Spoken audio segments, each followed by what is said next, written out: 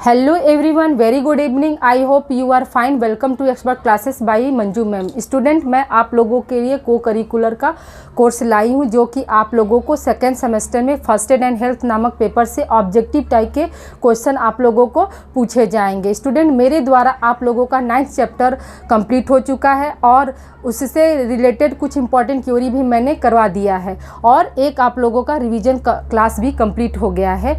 तो कल से मैं आप लोगों का नर्वस सिस्टम स्टार्ट की हूँ, आज उसी को मैं कंटिन्यू करती हूँ।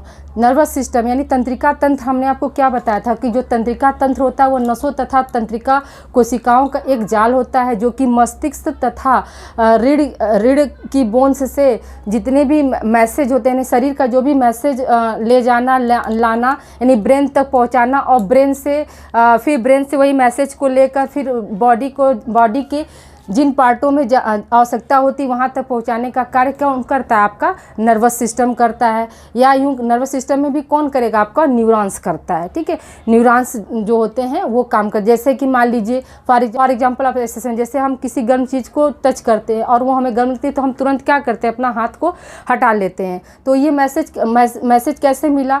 तो ये मैसेज न्यूरॉन्स के जरिए क्या हुआ? स्पाइनल कॉर्ड से होते हुए क्या हुआ? ब्रेन तक पहुँचा। फिर ब्रेन ने फिर क्या किया?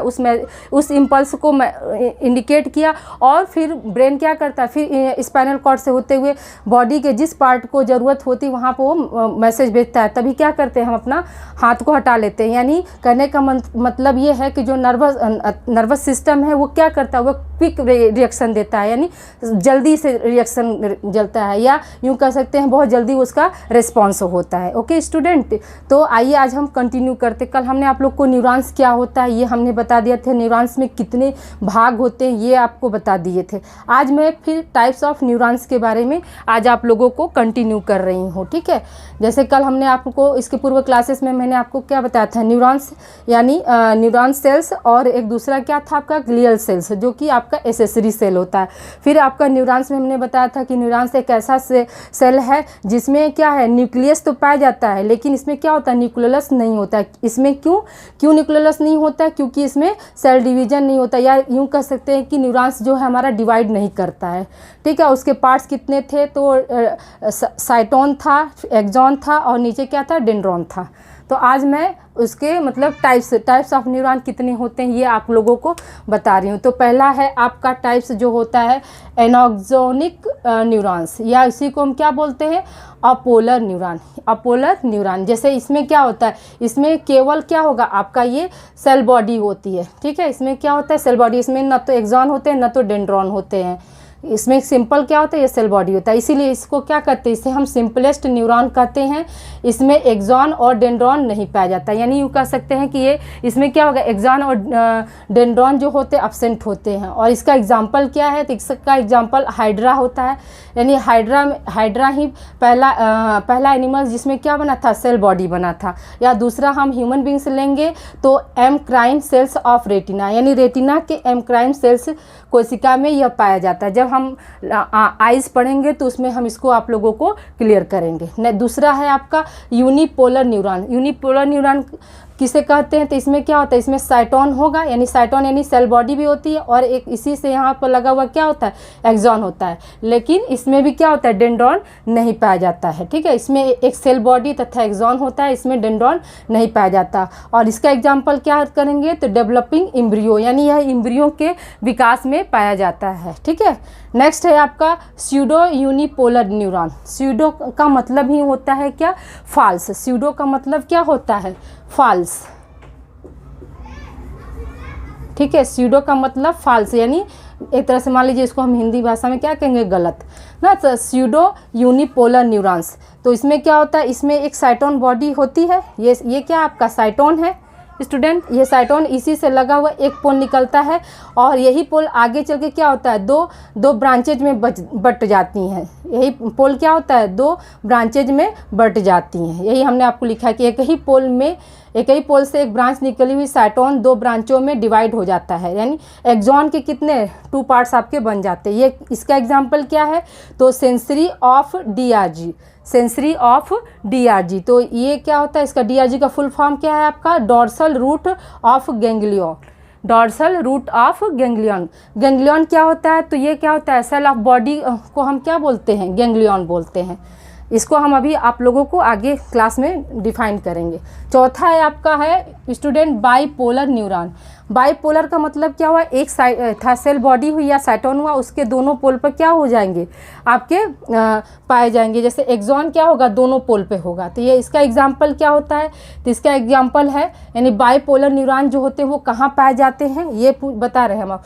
तो ये कहाँ पाए जाएंगे? आपके rods and cones of retina में पाए जाएंगे। यानी आँखों की रेटिना में क्या होता है? बाईपोलर न्यूरॉन होता है। और टेस्ट बर्ड ऑफ टंग, यानी टेस्ट बर्ड मतलब जो हमारे जैसे हम खाना खाते हैं या कोई भी चीज़ हम खाते हैं तो हमें टेस्ट मिलता है टेस्ट बर्ड की वजह से ना, कि वो खट्टा है कि मीठा है कि नमकीन है कि फीका है। तो ये यहाँ पर कौन से न्यूरॉन होता है? आपका बाईपोलर न्यूरॉन होता है स्टूडेंट।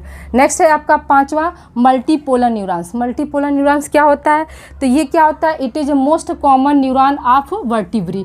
यह जो मतलब मान के चलिए कि यह वर्टिब्रे का सबसे मोस्ट कॉमन न्यूरॉन होता है, यानी यही अधिकतर पाया जाता है। ये एक ही पोल पे इनके बहुत सारे डेंड्रॉन निकले रहते हैं, ठीक है। यानी इसमें साइटोन भी होगा, एक्सॉन भी होता है और क्या होता है? डेंड्रॉन भी होगा, ठीक है स्टूडेंट। तो ये इसका एग्जाम्पल क्या होगा आपका? कि वर्टिब्रे में सबसे ज़्यादा आपके पाए जाते हैं। तो ये आपका क्या है? पूरा न्यूरॉन है, ये आपका मोस्ट इम्पॉर्टेंट है। सबका एग्जाम्पल आप अच्छे से याद रखिएगा। अधिकतर कंपटीशन एग्जाम में आपका एग्जाम्पल ही पूछा जाता है। जैसे कि टेस्ट ऑफ बर्ड में कौन सा न्यूरॉन पाया जाएगा? तो bipolar. Rods and cone of retina में कौन सा न्यूरॉन पाया जाएगा? तो बाईपोलर, ठीक है। उसी तरह से यहाँ पर आपका एक्राइन सेल्स ऑफ रेटिना में कौन सा न्यूरॉन पाया जाता है? तो क्या कहेंगे आप? एपोलर या एनॉक्जिनिक न्यूरॉन्स ना। ओके स्टूडेंट, इसे आप देख लीजिए। ओके स्टूडेंट, आइए हम नर्वस सिस्टम को आगे कंटिन्यू करते हैं। जैसे नर्वस सिस्टम कितने तरह का होता है या कितने प्रकार का होता है? तो नर्वस सिस्टम आपका मेन दो तरह का होता है। एक होता है आपका सेंट्रल नर्वस सिस्टम, जिसको हम क्या बोलते हैं? CNS बोलते हैं। और दूसरा होता है आपका पेरिफेरल नर्वस सिस्टम, जिसको हम क्या बोलते हैं? PNS बोलते हैं, ठीक है। PNS बोलते हैं। नर्वस सिस्टम कितने तरह का होता है आपका? दो तरह का होता है। सेंट्रल नर्वस सिस्टम यानी CNS और पेरिफेरल नर्वस सिस्टम यानी PNS, ठीक है। 2 टाइप्स। सेंट्रल नर्वस सिस्टम को हिंदी में क्या बोलते हैं? केंद्रीय तंत्रिका तंत्र। और पेरिफेरल नर्वस सिस्टम को क्या बोलते हैं हम? परिधि तंत्रिका तंत्र। तो आइए हम पहले सेंट्रल नर्वस सिस्टम यानी CNS को समझते हैं स्टूडेंट। तो CNS को क्या कहते हैं? केंद्रीय तंत्रिका तंत्र, ठीक है। तो सेंटर का मतलब ही होता है क्या? बीचों बीच, ठीक है। सेंटर का मतलब ही क्या होता है आपका? बीचों बीच यानी केंद्र में। तो ये क्या होता है? ये आपका सेंट्रल नर्वस सिस्टम के अंतर्गत क्या होते हैं? दो हमारे बॉडी के 2 पार्ट आते हैं, या यूँ कह सकते हैं कि सेंट्रल नर्वस सिस्टम 2 भागों में बटा होता है। पहला है आपका ब्रेन और दूसरा क्या होता है? Spinal cord. पहला क्या है आपका? ब्रेन है और दूसरा क्या है? Spinal cord. ब्रेन हमारा कहाँ पर उपस्थित होता है? तो ब्रेन हमारा कहाँ? स्कल के अंदर होता है, ठीक है। ब्रेन कहाँ होता है? मस्तिष्क कहाँ होता है? स्कल के अंदर होता है। और स्कल के अंदर भी ब्रेन की रक्षा कौन करता है? आपका क्रेनियम करता है, जिसको हम कल इसके पूर्व क्लासेस में आप लोगों को बताए थे कि ये क्या होता है? क्रेनियम होता है, जिसको क्या बोलते हैं? ब्रेन बॉक्स बोलते हैं। हाँ, और ये कैसा है आपका? किस तरह का संधि होता है? अचल संधि, ठीक है, अचल संधि। और दूसरा है आपका स्पाइनल कॉर्ड। स्पाइनल कॉर्ड कैसा होता है आपका? तो लॉन्ग ट्यूब लाइक स्ट्रक्चर होता है। स्पाइनल कॉर्ड कैसा होता है? लॉन्ग ट्यूब लाइक स्ट्रक्चर होता है। और यह कहाँ से निकलता है? तो यह हम ब्रेन के फोरामेन मैग्नम से निकलता है। ब्रेन में एक कैविटी पाई जाती है, गुहा पाई जाती है, जिसे हम क्या बोलते हैं? फोरामेन मैग्नम बोलते हैं। वहीं से क्या होता है? आपका स्पाइनल कॉर्ड निकलता है। और फिर ये कहाँ होता है? तो VC का मतलब क्या है? वर्टिब्रल कॉलम के अंदर होता है, जो कि इसकी रक्षा करता है, ठीक है। यानी क्वेश्चन आपका ऐसे बन सकता है कि स्पाइनल कॉर्ड की रक्षा कौन करता है, तो आप क्या बताएंगे, वर्टिब्रल कॉलम जो है आपका स्पाइनल कॉर्ड का रक्षा करता है। और ब्रेन की रक्षा कौन करता है, तो क्रेनियम करता है। ब्रेन की रक्षा यानी ब्रेन को प्रोटेक्शन कौन देता है, सुरक्षा कौन देता है, आपका क्रेनियम, जिसको हम क्या बोलते हैं, ब्रेन बॉक्स बोलते हैं, जिसको क्या बोलते हैं, आपको ब्रेन बॉक्स बोलते हैं। ये आपका इंपॉर्टेंट है स्टूडेंट। फिर है नेक्स्ट, आप सुनिए समझिए, ब्रेन तथा स्पाइनल कॉर्ड को मतलब एक आवरण पाया जाता है, यानी वो ढका रहता है, तो उसको क्या कहते हैं, तो ब्रेन और स्पाइनल कॉर्ड को ढकने वाली आवरण को हम क्या बोलते हैं, तो मेनिंजेस बोलते हैं। क्या बोलते हैं हम, मेनिंजेस बोलते हैं। ये कितने प्रकार का होता है, तो ये 3 प्रकार का होता है आपका, डूरा मैटर, दूसरा होता है एरेक्नॉइड और तीसरा होता है पायामीटर। डोरा मैटर, एरेक्नॉइड और पाया मैटर, ये क्या होते हैं, ये मेनिंजेस होते हैं, जो कि आपका स्पाइनल कॉर्ड और ब्रेन को क्या करते हैं, कवर कर रहे रहते हैं। इस मेनिंजेस जो होता है वो क्या होता है, आपका ब्रेन और स्पाइनल कॉर्ड का आवरण होता है। ठीक है, यह क्या होता है, आपका आवरण, यानी दो ब्रेन तथा स्पाइनल कॉर्ड पर किसका आवरण पाया जाता है, तो मेनिंजेस का पाया जाता है। ये कितने तरह का होता है, तो 3 तरह का होता है। पहला क्या होता है, डूरा मैटर होता है। ठीक है, डूरा मैटर, दूसरा है एरेक्नॉइड और तीसरा क्या है आपका पाया मैटर। इसी में क्या होता है, इसी में आपका फ्लूइड भरा होता है।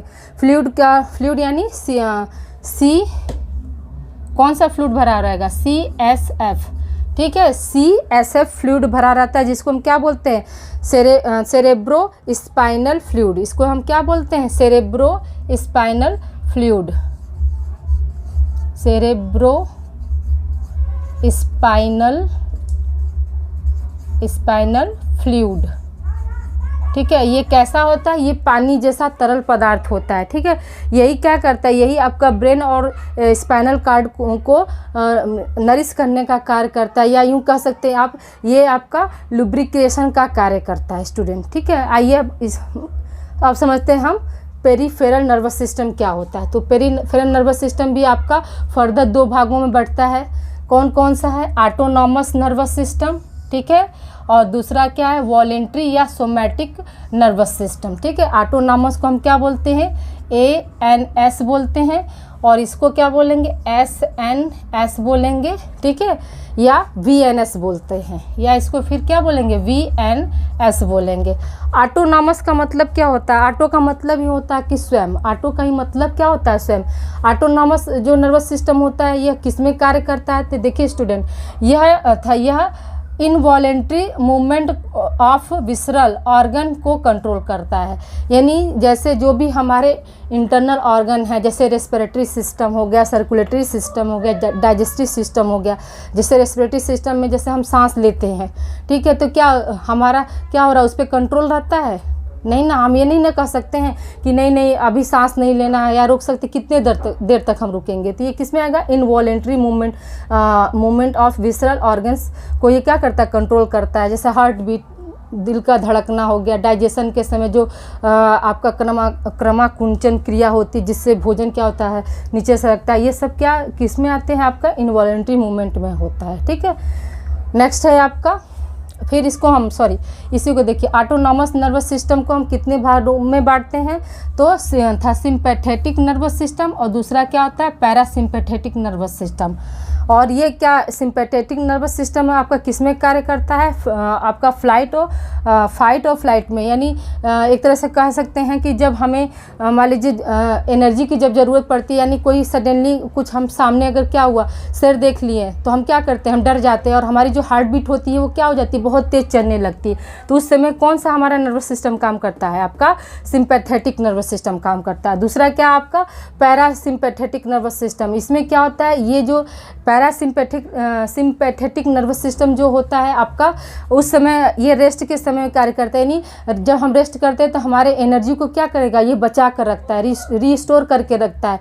और जैसे ही अगर हमारे ऊपर कोई खतरा मर रहा है, तो फिर ये क्या होगा, ये अलर्ट हो जाएगा, और जो स्टोर किया हुआ जो एनर्जी होता है वो फिर हमें देता है। ठीक है स्टूडेंट, फिर आप आइए दूसरे टाइप में, वॉलेंट्री या सोमैटिक नर्वस सिस्टम।